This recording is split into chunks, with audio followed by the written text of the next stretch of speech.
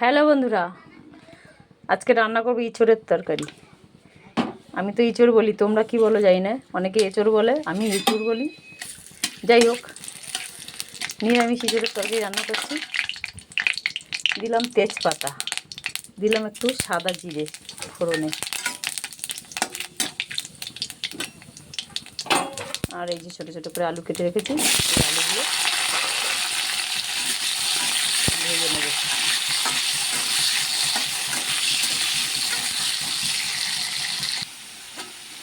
দেখো আলুটা একটু ভাজা ভাজা হলো, দিয়ে দেবো এই যে ইঁচড় সিদ্ধ করে রেখেছি, ছোট ছোট করে কেটে নুন দিয়ে সিদ্ধ করে রেখেছি, এই ইঁচড়টা দিয়ে দেবো। এই ইঁচড়ে কিন্তু একদম দানা ছিল না, আমার এই ইঁচড়টা খেতেই বেশি ভালো লাগে। দানা হলে আমার অতটা ভালো লাগে না। তোমরা কে এরকম কচি ইঁচড় খেতে ভালোবাসো একটু কমেন্টে জানিয়ে। দানা হলে কাটতেও সমস্যা, আর দানা ইঁচড় আমার খুব একটা ভালো লাগে না, তাই জন্য আমার বর এই কচি ইঁচড়টাই আনে বেশি। আলু আর ইঁচড় একসঙ্গে ভাজবো, একটু ভালো করে ভাজবো আলু আর ইঁচড় একসঙ্গে। দেখো আলু আর ইঁচড় কিন্তু ভালো করে ভাজা হয়ে গেছে।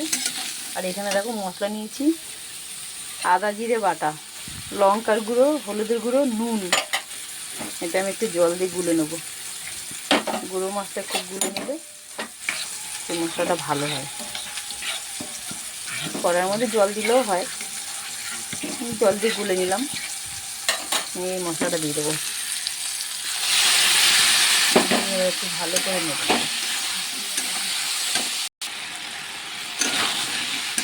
ভালো করে নেড়ে কষিয়ে নেবো মশলাটার সঙ্গে ইঁচড় আর আলু।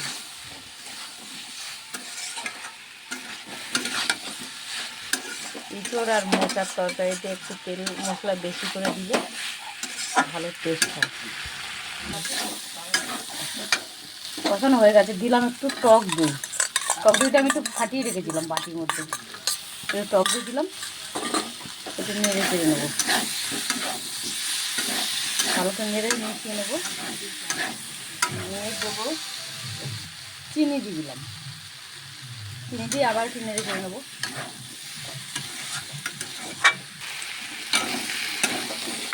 কষানো হয়ে গেছে, বাটিটা ধুয়ে একটু দইয়ের ওই বাটিটা ধুয়ে একটু জল দিয়ে দিলাম।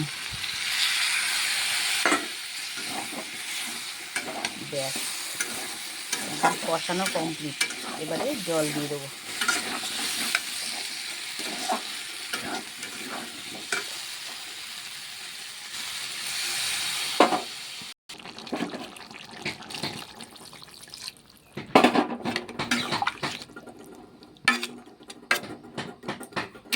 একটু ফুটতে সময় দেবো।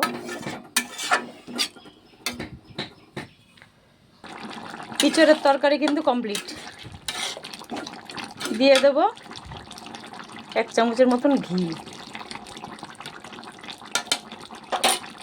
আর দেবো একটু গরম মশলার গুঁড়ো।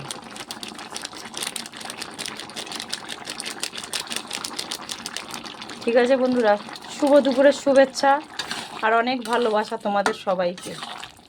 নিরামিষ ইঁচড় এইভাবে রান্না করে দেখো, খুব ভালো লাগবে খেতে। টাটা।